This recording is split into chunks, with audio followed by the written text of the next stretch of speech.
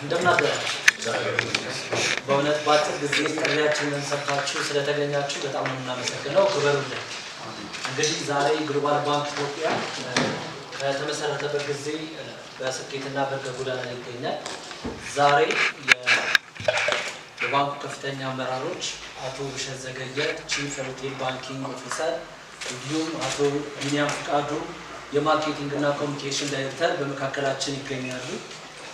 13ኛ መደበኛ እንዲሁም 5ኛ አስቸኳይ የባለ አክሲዮን ስብሰባን አስመልክቶ እንዲሁም በባንካችን ውስጥ በተገባደደው በጀት ዓመት ውስጥ የተከናወኑትን ዋና ዋና ክንውኖች እሱን በማስመልከት ነው ዛሬ የተገናኘ ነው። በይፋ ፕሮግራማችንን እንጀምራለን። መድረኩን ለባንክ ከፍተኛ አመራሮች እሰጣለሁ። እንኳን ደህና መጣችሁ። እንኳን ለዚህ ጊዜ ያበቃን። የ13ኛው መደበኛ ጉባኤ ነገ እናካሂዳለን። እንግዲህ ለባንካችን የሄደበትን ጊዜያቶች ጀርኒዎች እንግዲህ በሞላ ጎደል ምን ይመስላል የባንካችን ገጽታ የሚለውን ነገር ሃይላይት ለማድረግ ስለፈለግን ነው። እንግዲህ እንደ ትልቅ ሰክሰስ ነው የምናስበው፣ እንደ ትልቅ ስኬት የኢትዮጵያ ብሔራዊ ባንክ ያስቀመጠውን የካፒታል መሙላት ለባንኮች የጊዜ ገደብ በዚህ ዓመት ነበረ። እኛ ግን ቀደም ብለን በጣም ራቅ ባለ ጊዜ ቀደም ብለን የ5 ቢሊዮን ካፒታላችንን ፔዳም ካፒታላችንን ሞልተናል። ያ እንግዲህ ትልቅ ሰክሰስ ብለን ነው የምናስበው፣ ትልቅ ስኬት ነው። እንግዲህ በእድገት አንጻር ስናይ የራሱ የካፒታል እድገት ባለፈው ዓመት ከነበረው ወደ 102% አድጓል የካፒታላችን። እንግዲህ ይሄ ብቻ አይደለም፣ ብዙ ኢኮኖሚያዊም ሆነ ማህበራዊ ውጣ ውረዶች ነበር። ዓለም አቀፍም ሆነ በሀገራችን ደረጃ ብዙ ውጣ ውረዶችን አሳልፈናል። ይህ መሆኑ ግን ባንካችን ጠቅላላ ባለፈው ዓመት ጠቅላላ ገቢ እንግዲህ ያስገኘ ወደ 5.5 ቢሊዮን አካባቢ ጠቅላላ ገቢዎችን አስገኝተናል እንደ ገቢ። ይህም እድገት በ37% ከባለፈው ካቻምና እድገት አሳይቷል ማለት ነው። ይሄ እንግዲህ ሪፒቲቲቭሊ በባለፉት 4 ዓመታት ቢሊዮን የሚባለው ሪከርድ ባንካችን እንደ ትርፍ ማስመዝገብ ችሏል። በዚህም በተጨማሪ እንግዲህ ጠቅላላ ሀብታችንም እንደዛው እየቀጠለ ወደ 34.4 ቢሊዮን የባለፈው ዓመት ለማስመዝገብ ችለናል። በአሁኑ ጊዜ እንግዲህ ከ40 ቢሊዮን በላይ ጠቅላላ ሀብት አለን ግሎባል ባንክ ኢትዮጵያ። እንግዲህ ከትርፋማነት አንጻር ጠቅላላ የትርፋማነት አካሄዳችን እንደጠቀስኩት በተከታታይ በቢሊዮን ሪከርድ ነው ያለን።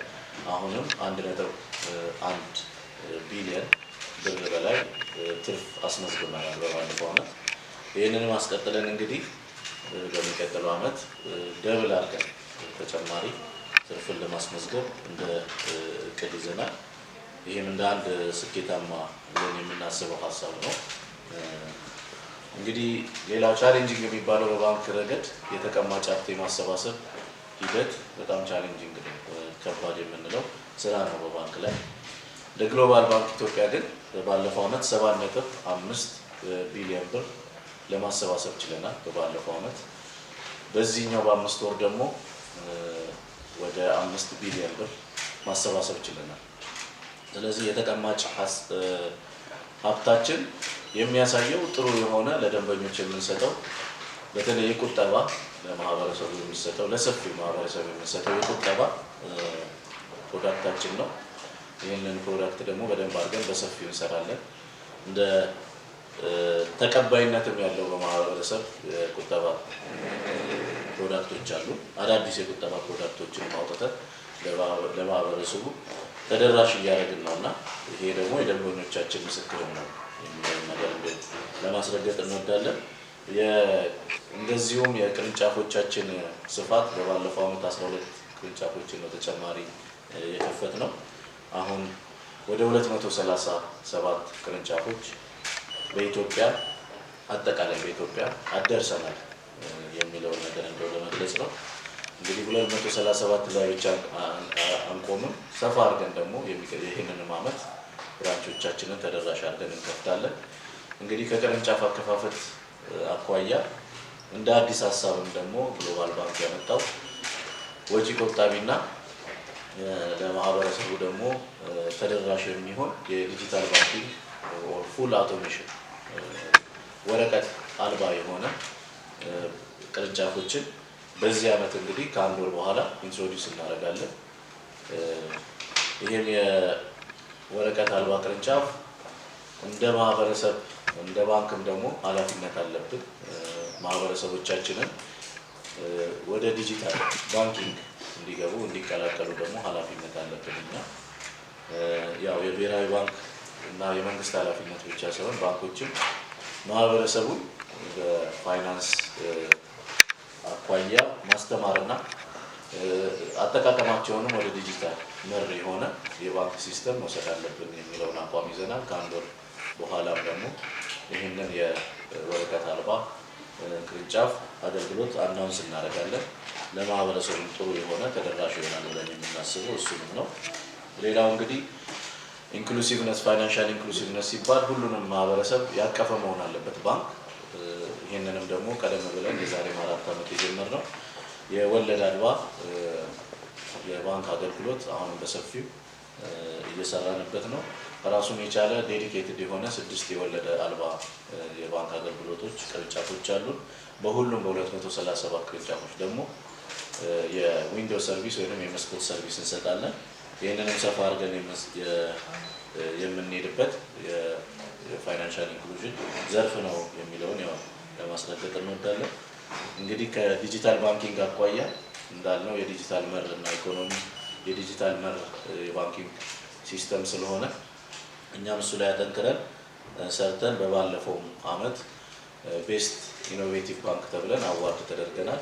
በተለይ ኢትዮጵያ ውስጥ ለመጀመሪያ ጊዜ ያስተዋወቅነው የፕሪሚየም ኢንሹራንስ ኢንሹርቴክ ወይንም ሁሉም ማህበረሰብ የኢንሹራንስ ተቋም ጋር ሳይሄድ ቤቱ ቁጭ ብሎ በሞባይሉ ኢንሹራንስ የሚገባበት ፕላትፎርም ኢንትሮዲውስ አድርገናል። ያ ማለት ፔይመንትንም ጨምሮ ቤቱ ቁጭ ብሎ መክፈል እንዲችል፣ መበደር ከፈለገም ደግሞ ቤቱ መበደር እንዲችል ያንን አመቻችተናል። ይህንን ለማህበረሰቡ ባለፈው ዓመት ኢንትሮዲውስ አድርገን እንግዲህ እንደ አዋርድም ወስደናል። እንደ አዲስ ፕሮዳክትም የምንወስደውና የምናስተዋውቀው እሱ ነው። እንደ ኢንሹርቴክ ፕሮቫይደር የመጀመሪያዎቹ ባንክ ነው ግሎባል ባንክ ኢትዮጵያ። ስለዚህ ቴክኖሎጂ ላይ ያለን ነገር በቀጣይነትም የሚሄድ ይሆናል። እንግዲህ እንደ ቴክኖሎጂ የኛ ሞባይል እና ኢንተርኔት ባንኪንግ የሚጠቀሙ ማህበረሰብ ሰፋ ብሎናል። ደንበኞቻችን ከ636 በላይ ደንበኞች 636,000 በላይ ደንበኞች ኦልሞስት ከግማሽ ሚሊዮን በላይ የሆኑ ደንበኞች የኛን ሞባይል እና ኢንተርኔት ባንኪንግ ይጠቀማሉ። ይህም ትልቁ ተደራሽ የምናደርገው በዲጂታል ባንኪንግ የምንሰራው ስራ ነው። እንግዲህ ይህንን ሁላ ስንሰራ ጠንካራ የሆኑ የደንበኞች ቤዝ አለን፣ ታማኝ የሆኑ የደንበኞች ቤዝ አለን። እኛም ለደንበኞች ስንል ደግሞ የምናዘጋጀው የምንወያይበት መድረክ አለና ደንበኞች ስንል እንግዲህ እንደ አለቃና እንደ ንጉስ ብቻ ሳይሆን እንደ ቤተሰብ በማየታችን ይህንን ስኬት ለማምጣት ችለናል። በተጨማሪም ደግሞ ጠንካራ የሆኑ አመራሮች፣ ሰራተኞች በተለይ እንደ ባህል የዛሬ 3 ዓመት ባንካችንን ስያሜያችንን ግሎባል ባንክ ኢትዮጵያ ስንል ስያሜውን አርማውን ወይንም መልኩንና ከለሩን ብቻ አይደለም የቀየርነው የስራ ባህሉን ነውና የስራ ባህላችንን ለዚህ ስኬት ትልቅ አስተዋጽኦ አድርጓል። አሁንም ቢሆን ደንበኞቻችን፣ ሰራተኞቻችን ቅድሚያ ሰጥተን ለስኬታማነታችን የጀርባ አጥንት ስለሆኑ ቅድሚያ ሰጥተን የምንሰራው ስራ ይሆናል። በቀጣይነትም ቀደም ብሎ እንደገለጽኩት የዲጂታል ባንኪንግ ስራዎችንም ሰፋ አድርገን እንሰራለን። በሚቀጥለው ደግሞ ጊዜያት 5 ቢሊዮን ብቻ እንቆማለን ብለን አናስብም። እንደ ትልቅ ሰክሰስ ነው የምናየው የፔዳፕ ካፒታላችንን አሁንም ሰፋ አድርገን በሼር ሆልደሮቻችን ለነገ ስብሰባ ትልቅ የሆነ የካፒታል እድገት እናስመዘግባለን ብለን አናውንስ የምናደርገው ቁጥር ይኖራል። ለሚቀጥለው አመታት ለሼርሆልደሮቻችን አናውንስ የምናደርገው ቁጥር አለ። ስለዚህ እድገታችንም በካፒታል ደረጃ በተቀማጭ ሀብትም በትርፍም የሰው ሀብትንም በማበልጸግ ደንበኞቻችንንም በማርካት ሰፊ የሆነ ስኬት እየሰራን ነው የሚለው ለማስገንዘብ እንወዳለን። ግሎባል ባንክ ኢትዮጵያ ለጋራ ስኬታችን። አመሰግናለሁ። በጣም እናመሰግናለን። አቶ ውብሸት ያነሷቸው ጉዳዮች ላይ በጥያቄና መልስ የሚዳብሩ ነገሮች እንዳሉ ይሰማኛል። ከዚህ ከባንኪንግ ቴክኖሎጂ ጋር ተያይዞ በተለይ ከዲጂታል ባንኪንግ ጋር ተያይዞ ቅድም የተነሳው የኢንሹራንስ አረቦን ብድሩ በተጨማሪ ለሰራተኞች የደሞዝ መዳረሻ ብድርና እንዲሁም ደግሞ ለባለራይዶች ለራይድ ስራቸው የሚያግዛቸው ለሰርቪስ ሊሆን ይችላል፣ ለተለያዩ ክፍያዎች ሊሆኑ ይችላሉ። የራይድ ሂሊንግ ባለራይዶች ደግሞ እንደዚሁ የብድር ፕላትፎርም ያለው ነው። ስለዚህ ሁሉም በዲጂታል ሲስተማችን በኩል ብድራቸውን አፕላይ አድርገው መውሰድ የሚችሉበት የ15 ቀን የ1 ወር የ3 ወር የ6 ወር ድረስ የሚከፈሉ የብድር ስርዓቶችም አብረው የተዘረጉበት እንደሆነ ለማንሳት ያህል ነው። ስለዚህ ምናልባት ከእናንተ የሚነሱ ጥያቄዎች ካሉ እነሱን እናስተናግድና የሰጠናችሁ ፕሬዘንቴሽኖች ስላሉ በዛ መልኩ መቀጠል እንችላለን። በጣም እናመሰግናለን። እሺ፣ እጅግ በጣም እናመሰግናለን። እሺ፣ ድል ሰጣለሁ። ቅድሚያ እጅ ስላወጣለሁ እና ወደ አንተ ከመጨረሻው ራይድ ሲሆን ራይድ ታክሲ ማለት ነው። ራይድ ብቻ ሌላው ሪፖርት ላይ ወሳኝ የሚባሉ ነገሮች እና የቴክኒክና አብሮ ሲታይ ትርፉ በንጽጽር አልተገለጸም። እዚህ ጋር ሊገለጽና የውጭ ምንዛሪ ግኝት አንድ ማለት ያው እነዚህ ስራዎች ነው በዋናነት የሚሰራውና በእነዚህ ንጽጽር አንጻር እንግዲህ ከባለፈው ማለት ብዙ ፓራሜትሮች ንጽጽሮቻችን ስናየው እንደ ትርፋማነት እንደ ግሮስ ፕሮፊት እንግዲህ አሁንም ቀደም እንደጠቀስ ነው ወደ 1.1 ቢሊዮን ብር ነው ሬጂስተር ያደረግነው። ከባለፈው አመት የ33% ጭማሪ ያለው ወደ 879 ሚሊዮን ነበር የባለፈው አመት። እሱንም 33% እድገት አለው። አብዛኛው ፓራሜትራችን ከ30 በላይ እድገት ያለው ነው። ከኢንዱስትሪ አንጻር እንግዲህ 25 ጀምሮ ነው እድገት የሚባለው። የኛ 30ዎች ውስጥ ነው አብዛኛው ያለው። እንደ ገቢም ቅድም ያነሳሁት ወደ 5.5 ቢሊዮን አጠቃላይ ገቢ ያልኩት ከባለፈው አመት 4 ቢሊዮን የ37% እድገት አለው። እንግዲህ ከተቀማጭ ተቀማጭ ገንዘብም ወደ 25.7 ቢሊዮን ነው የባለፈው አመት የዘጋ ነው። አሁን ግን በዚህ 5 ወር 5 ቢሊዮን ጨምረን 30 ቢሊዮን ተቀማጭ ገንዘቦች አሉ፣ ቁጠባዎች አሉ። እንግዲህ ከባለፈው አንጻር አመት ሲታይ 18 ቢሊዮን ነበር የባለፈው የተቀማጭ ሀብታችን። የካቻምና ባለፈው ስል እንግዲህ አምናውን ስለማወራው 41% እድገት አለው ማለት ነው። 25 ቢሊዮንን አጌንስት 18 ቢሊዮን ስናየው ብድራችን እንግዲህ 20 ቢሊዮን 20.3 ቢሊዮን ደርሰናል።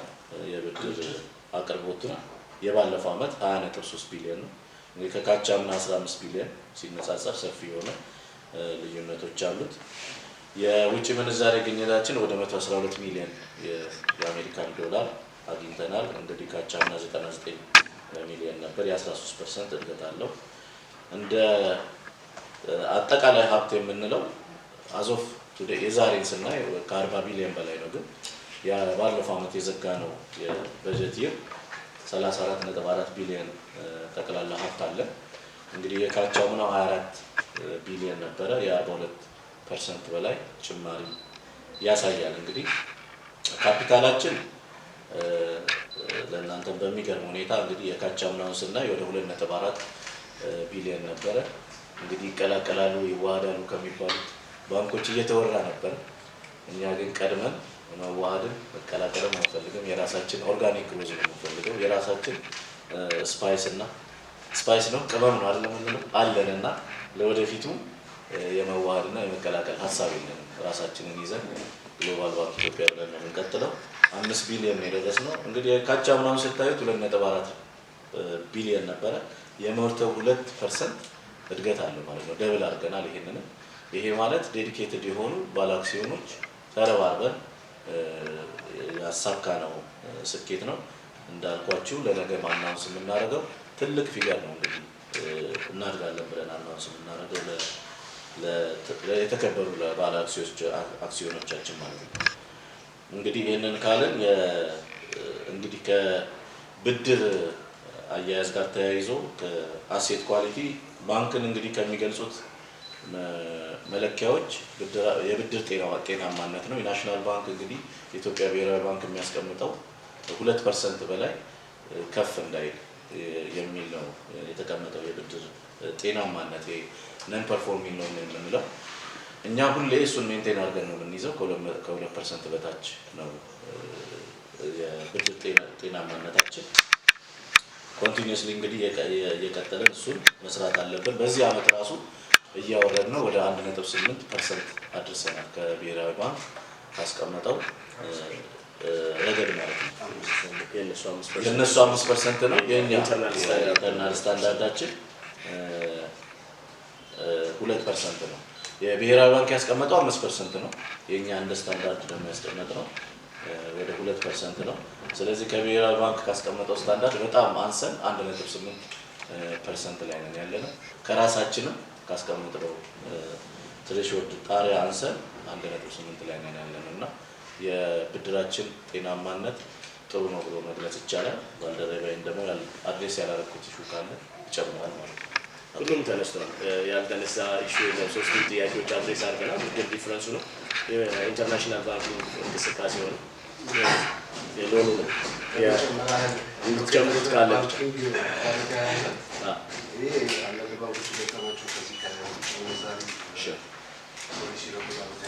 እናንተ ገጠማችሁ ነገር አለ ወይ? አንድ ፖለቲካ የነበረ ታሪክ ምናምን ስላለ ወይስ አልደገምነውም አልገባንበትም ወይ?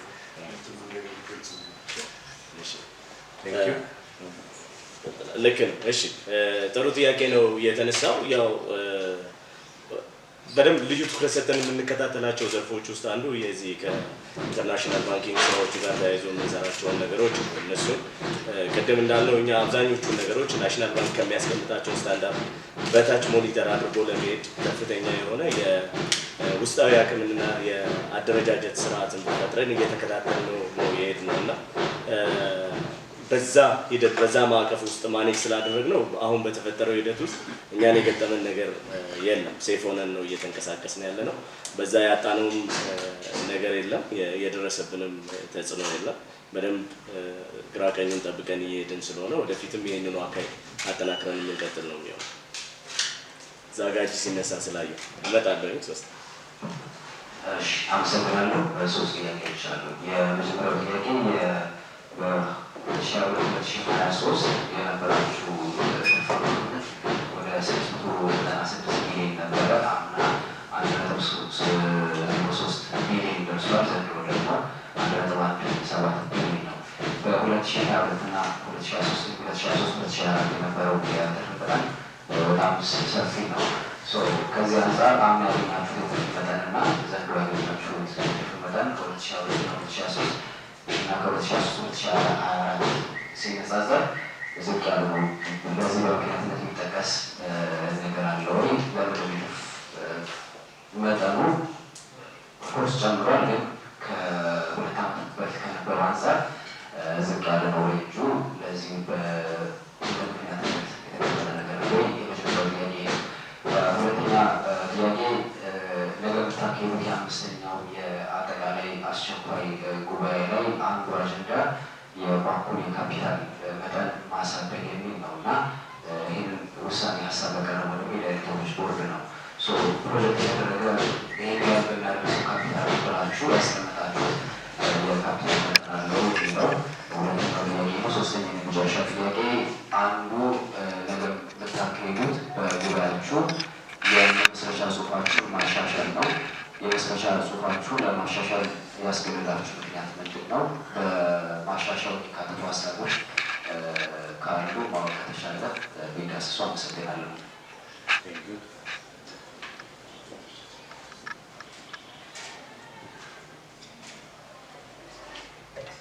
እናመሰግናለን። ያው ከመጨረሻው መጀመር ስለማለት ነው። የመጨረሻው እንግዲህ ያነሳው የመስረቻ ጽሁፍ እንድናሻሽል የሚያስገድደን ሁለት ነገሮች ናቸው። ቤዚክሊ አንደኛው የስም ቅያሬ ነው እንዳልኳችሁ። መስረቻ ጽሁፋችን ላይ ደቡብ ግሎባል ባንክ የቀድሞ ስማችን ደቡብ ግሎባል ባንክ የሚለው ነው ያለው። አሁን ግሎባል ባንክ ኢትዮጵያ በሚለው ስም ስለሚተካ መስረቻ ጽሁፉ ላይ ያ አናውንስ ይደረጋል ለባለ አክሲዮኖቹ ማለት ነው። ሁለተኛ ደግሞ ከአክሲዮን ሽያጭ ጋር ተገናኝቶ በዚህ አመት የኢትዮጵያን ካፒታል አውቶሪቲ ወስዶታል እንዳለ ኃላፊነቱን። በፊት በራሳችን እንሸጥ ነበር። አሁን ደግሞ ኢትዮጵያን ካፒታል አውቶሪቲ ኢንቮልቭ ስላደረገ በመስረቻ ጽሁፉ ላይ ከአሁን በኋላ የሚሸጡ ካፒታሎች ፕሮስፔክተስ ተሰርቶላቸው ፕሮስፔክተስ ደግሞ የማያስፈልጉ የካፒታል ሽያጮች ደግሞ ለኢትዮጵያ ካፒታል አውቶሪቲ አናውንስ ተደርጎ የሚሸጥ መሆኑን እዛ የመመስረቻ ጽሁፎች ላይ አካተናል የሚለውን ያው አጽንኦት ለመስጠት ነው። እንግዲህ ካፒታላችንን በቦርድ ኦፍ ዳይሬክተር አጸድቀናል። ነገ አናውንስ እናደርጋለን። በሚቀጥሉት አመታት እንግዲህ ወደ 25 ቢሊዮን የፔድ አፕ ካፒታል እንደርሳለን ብለን ከ5 ቢሊዮን 20 ቢሊዮን እንጨምራለን ብለን እቅድ ይዘናል እና ይህንን ደግሞ ለተከበሩት የባለ አክሲዮኖች አናውንስ እናደርጋለን። ተቀባይነት እናገኛለን ብለን እናስባለን። ሁሉም እድገት ስለሚወድ ማለት ነው። እንግዲህ ከትርፋማነት አንጻር ሊለያይ ይችላል ከአመት አመታት። ብዙውን ጊዜ እንግዲህ የባለፈው ካቻምና በተለይ በፊት የነበረው አመት አንድ አመት ውስጥ 72 ብራንቾች ነው የከፈትነው። በጣም ኤክስፓንሽን ላይ ነበርን። 237 ብራንቾች የከፈትነው አብዛኛውን የአንበሳ ድርሻ የሚይዘው ከካቻምና በፊት የሰራናቸው ስራዎች ናቸውና ወጪዎች ኢንከር ሲያደርጉ ሲመጡ ትርፍ ምጣኔን አፌክት ስለሚያደርጉ የመጡ ፊገሮች ናቸው። ግን አሁንም እንዳልኩት ይሄንን ቢሊየን የሚባለውን ፊገር ግን ቀጥለን ወደሚቀጥሉት አመታትን ሼሮቻችንን ብናሳድግም ተግዳሮቶች ይቀጥላሉ ይኖራሉ። የባንኪንግ ኢንዱስትሪ ኢኮኖሚ ላይም የፋይናንስ ኢሹ ላይ ማህበራዊ ተግዳሮቶችም ይኖራሉ። ግን ይሄንን ማስቀጥለን 1 ቢሊዮን የሚባለው ሪከርድ በተከታታይ ጊዜያችን ብናደርግም አሁንም ቢሆን በቀጣይነት ወጪዎችን ቀንሰን ቅድምም እንደ ኢኒሺዬቲቭ ያወራ ነው ወረቀት አልባ ስንል የወጪ ቅነሳ ኢኒሺዬቲቮች ናቸው። የወጪ ቅነሳ ኢኒሺዬቲቮች ደግሞ ብዙ አሉ። ኤአይ ኦንቦርዲንግ ሲኖር ራሱ የሰው አሰራርን ያዘምናል እና ወጪን በጣም በመቀነስ የሚቀጥሉት አመታት ትርፋማነታችንን በደንብ አድርገን እናረጋግጣለን የሚለውን ለመጨመር ነው። አመሰግናለሁ። እዚች ጋር ክሊር ለማድረግ የተወሰኑ ፖይንቶች በዳታ አድ ለማድረግ የ2022-23 ላይ ወደ 600 ሰምቲንግ ነው። 2023-24 ላይ ወደ 879 አካባቢ ነው። 2024-25 ላይ ወደ 1.1 ቢሊዮን አካባቢ ነው ያሁኑ ማለት ነው። ስለዚህ ምናልባት አኗል ሪፖርቶቻችን ላይ ማግኘት ትችላላችሁ። የቁጥሩ እየጨመረ የሄደበት ሁኔታ ነው እንጂ ያለው የሆነ ጊዜ ተነስቶ የሆነ ጊዜ የወረደበት አጋጣሚዎች የሉንም እኛ በምናየው ዳታዎች እና ስለዚህ እሱን ነገር መውሰዱ በጣም የተሻለ ነው የሚሆነው። ከጊዜው ጋር እየጨመረ የሄደ ቁጥር ነው ያለው። አኗል ሪፖርቱ ላይ በግልጽ አኗል ሪፖርቶቹም ስላሉ እዛ ላይም በደንብ ማየት ይቻላል። እሺ አመሰግናለሁ። ፔድ አፕ ካፒታላችሁ ከ2.4 ተነስቶ 5 ቢሊዮን የደረሰው ከእጥፍ በላይ ነው የሄደው። በምን ሁኔታዎች ላይ ነው እዚህ የመጣው? ምንድን ነው እንዲሟላ ያደረገው? ምክንያቱም እስካሁን የነበረበት 2.4 ከሆነ በአንድ አመት ተነስቶ 2.6 ቢሊዮን ብር ሞልቶ 5 ቢሊዮን የሞላበት ምንድን ነው? ሁለተኛ ላይ እዚህ ጋር የተቀመጠው ከታክስ መጠባበቂያ እና ከሌሎች ተቀናናሾች በፊት 1.17 ቢሊዮን ብር ማትረፍ ተችሏል እና ለአክሲዮኖች የሚቀመጠው በዚህ አመት አክሲዮኖች የሚሆነው ትርፍ ክፍፍል ምን ያክል ነው? አረንጓዴ ውስጥ ምን ያክል ነው? ከዛ ደግሞ በሶስተኛ ደረጃ 72 ብራንች ከፍተናል ብላችኋል እና አሁን ላይ ብራንቾች ሁሉም ወደ ዲጂታል በመግባባታችን የባንኩ እድገት ላይ የባንኩ ከፍታ ላይ ባንኩ መርጅ መደረግ የለበትም። ወደፊት መሄድ አለበት። የራሱ ማንነት የራሱን አይደንቲቲ ይዞ መቀጠል አለበት። የእናንተ ኢንቨስትመንት ነው የእናንተ ሀብት ነው የሚለው ነገር ላይ ከመግባባት በመደረሱ ምክንያት የተከፈሉ ገንዘቦች ከፍተኛውን ድርሻ ይወስዳሉ። ከዛ ባሻገር ግን አዳዲስ ባለ አክሲዮኖችም በተለይ ከባንኩ ገጽታ መቀየር ጋር ተያይዞና በኢንዱስትሪ ውስጥ ያለው ተቀባይነት ከጊዜ ወደ ጊዜ እያደገ መምጣቱ የባንኩ አክሲዮን ገበያ ላይ የተሻለ ተቀባይነት እንዲኖረው በማድረጉ የተነሳ በአንድ ዓመት ጊዜ ውስጥ የተደረጉ የማኔጅመንቱ እልህ አስጨራሽ በሚባል ደረጃ የነበሩ እንቅስቃሴዎች ናቸው ያ ካፒታል እንዲመጣና ባንኩ የራሱን ማንነት ይዞ እንዲቀጥል የተደረገበት የሚለውን ነገር በደንብ መውሰድ ጥሩ ነው የሚሆነው። ከብራንች ፕሮፊታቢሊቲ ጋር ተያይዞ የተነሳው ነገር ያው እንግዲህ እንደ ቢዝነስ ሞዴሉ ነው የምንሄደው። እኛ ባለፉት ዓመታት የመረጥነው ቢዝነስ ሞዴል አክሰሲቢሊቲያችንን ወይ ተደራሽነታችንን ደንበኞቻችን ባሉበት አቅራቢያ በደንብ መግባት አለብን የሚል የማኔጅመንት አቋም ስለነበረን ነው። ምክንያቱም እንደ ግሎባል ባንክ እንደምታውቁት ብዙ ቦታዎች ላይ ቅርንጫፎች ያልነበሩን ሁኔታዎች ነው ያሉት። በትልልቅ ከተሞች ላይ ቁጥራቸው ትንሽ በነበሩ የብራንች ቁጥር ነው ስንሰራ የነበረውና እሱን የማስፋትና የማሳደግ ደንበኞቻችን ጋር ወይም የባንክ ተጠቃሚው ጋር በቅርበት መድረስ የመጀመሪያው ስትራቴጂያችን ስለነበረ በዛ ሄደንበታል። አሁን ደግሞ ከጊዜው ጋር እያደገ የሚሄድ የዲጂታላይዜሽን ሁኔታውን እያደገ በመምጣቱ አንደኛ ቅድም እንደተነሳው ኤግዚስቲንግ ብራንቾቻችንን ነው ወደ ፔፐርለስ ወደ ዲጂታል እየቀየርናቸው የምንሄደው። ሁለተኛም አሁን የምንከተለው ሞዴል አዳዲስ ብራንቾችን የአንድ ሰው የሁለት ሰው አይነት የብራንች ሞዴሎችን እየተከተልን የምንሄድበትና በአጭር ቦታ ላይ በአጭር ስፔስ ላይ ወይም በጠባብ ስፔስ ላይ የዲጂታል ባንኪንግ ሰርቪስ የምንሰጥበትን ሁኔታ እያጠናከርን መሄድ ይኖርብናል። ስለዚህ እንደ ወቅቱና እንደ ጊዜው እንደሚኖረው የቢዝነስ ሞዴልና ስትራቴጂ ነው እየሄድን ያለ ነው። በዛም አዋጭነቱ የበለጠ እየሰፋ እያደገ የሄደበት ሁኔታ ነው ያለው። ከዲቪደንድ ፐር ሼር ጋር ወይም ከኤርኒንግ ፐር ሼር ጋር ተያይዞ የተነሳውም ነገር ያው የባንኩ ፕሮፊት ከጊዜ ወደ ጊዜ እያደገ ነበር ሄደው። በእርግጥ አምና ከከፈልነው የዲቪደንድ ፐር ሼር አንጻር የዘንድሮ በተወሰነ መልኩ ስላይትሊ ቅናሽ አለው። ቅናሹ የመጣበት ደግሞ ዋነኛው ምክንያት የባንኩ ካፒታል ማደጉ ነው። ባለፈው የነበረው ፕሮፊት ለ2.4 ቢሊዮን አካባቢ ካፒታል ዲቫይድ የተደረገ ነው። የአሁኑ ደግሞ 5 ቢሊዮን ካፒታል ዲቫይድ የተደረገ ስለሆነ የተወሰነ ስላይት ቅናሽ አሳይቷል ከባለፈው አንጻር። ዘንድሮ ወደ እንግዲህ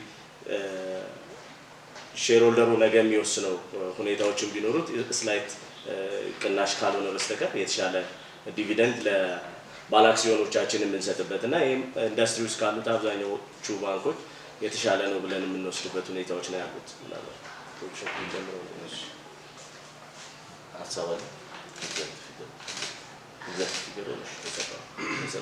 ሀሳብ አለ። ኤግዛክት ፊገሩን ከፈለግ ይሰጣል።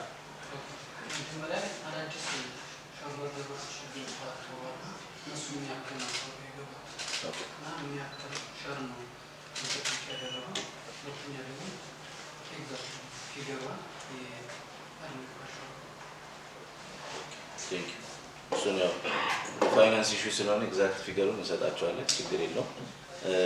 በዋናነት ግን ፖይንቱን ቅድም ካነሳው ውጪ የካሽለስ ሶሳይቲ ኦቨርናይት ያው አይፈጠርም እና ባለፈውም በብሔራዊ ባንክ ገዢ የተደረገ ውይይት ነበር እና ይህን ነገ የምናመጣው ነገር አይደለም። ባይዞ ካሽ እናጠፋለን ሲባል ዛሬውን አይጠፋም። ማህበረሰቦቻችንን በደንብ አድርገን አዳፕት ማድረግ አለብን። ስለ ዲጂታል አዳፕሽን ባንኪንግ ማለት ነው። ለሚቀጥሉት አመታት እንግዲህ ብራንች አስፈላጊ ነው፣ አይተውም። አሁንም ያለውን አውቶሜሽን የወረቀት አልባ ያለውን ብራንቾችን እያለማመድን ነው የምንከፍተው እንጂ በአንዴው እንዲሁ ህብረተሰብ ውስጥ ይጠለቀልቃል አይደለም። እንደ ባንክ ኢንዱስትሪም ስናስበው እንደ ግሎባል ባንክ ኢትዮጵያ ብቻ ሳይሆን ባንክ ኢንዱስትሪ ላይም ስለምንወያይ ማለት ነውና የብራንች ኤክስፓንሽኑ ያው ቀጣይነት ይኖረዋል። የባለፈውም ሼሮች በጣም እንድታውቁልን የምንፈልገው የኛ ትልቅ ሼር ሆልደር ቤዛችን ለኢንክሪመንቱ ለ5 ቢሊዮኑ በጣም አስተዋጽኦ አለው። 5 ቢሊዮን ለመድረሳችን 22000 በላይ ሼር ሆልደር ነው ያለን። ባይዞ እንግዲህ ከፋፍለናቸው ይሄ ጠንካራ የስራ አመራር ውስጥም አለ፣ ቦርድም ጠንካራ አለና ተከፋፍለን አነስተኛ የሆነ አክሲዮን ካላቸው እስከ ትልቅ ድረስ ያላቸው አክሲዮን ያላቸው ባለ አክሲዮኖችን በበር አንኳኩተናል። ቢሮአቸው ኢንቫይት ማድረግናል። እዚህ ሁለተኛ አዲሱ ህንጻችንን ደግሞ ሜክሲኮ አካባቢ ታውቁታላችሁ። እዛ የምንገነባው ህንጻም አለና ለዛም ደግሞ ግብአት ያስፈልጋል አይደል? ካፒታል ካሌለ ያንን መገንባት አንችልምና የሚያሳምኑ ነጥቦች ነበሩ ስናነጋግራቸው እና አመታት ቀደም ብለን የሰራ ነው አመታት ስራ ነው እንጂ ኦቨርናይት የመጣ ሳይሆን 5 ቢሊዮኑን አቺቭ ለማድረግ እነዚህን 22000 በላይ የሆኑ ባለ አክሲዮኖች በብራንቾቻችን እዚህ ባሉትም የሄድ ኦፊስ አመራሮች ኮሚኒኬት አድርገን ተነጋግረን አሳምነን ለነገ እድገት ይህንን ማምጣት አለብን ብለን ያመጣነው ሪከርድ ነው የሚለውን ነገር ለመጨመር ያህል ነው። አመሰግናለሁ። ሌላ ጥያቄ ካላችሁ